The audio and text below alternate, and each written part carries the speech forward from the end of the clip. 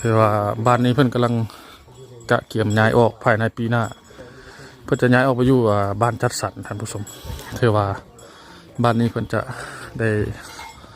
ย้ายออกแล้วก็เฮือนศาลเพิ่นเนี่ยต้องได้มางออกท่านผู้ชมเพราะว่ามันอยู่ห่างไกลความเจริญการพัฒนาเข้าถึงยากทางภาครัฐเพิ่นก็จำเป็นต้องให้ออกอยู่จุดที่มันสะดวกสบายกว่านี้และการช่วยเหลือเข้าถึงง่าย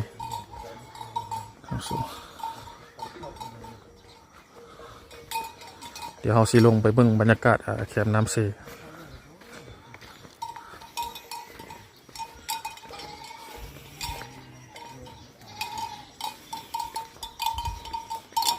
ที่ว่าเป็ดไก่เพิ่นนี่ตายหมดอยู่บ้านหมูก็ยังเหลือแต่3 ตัวเนาะเพิ่นว่า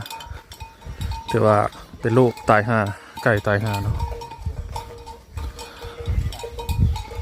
เพิ่งบ้านเฮือนเพิ่นก็ยังเป็นแบบดั้งเดิมอยู่นะ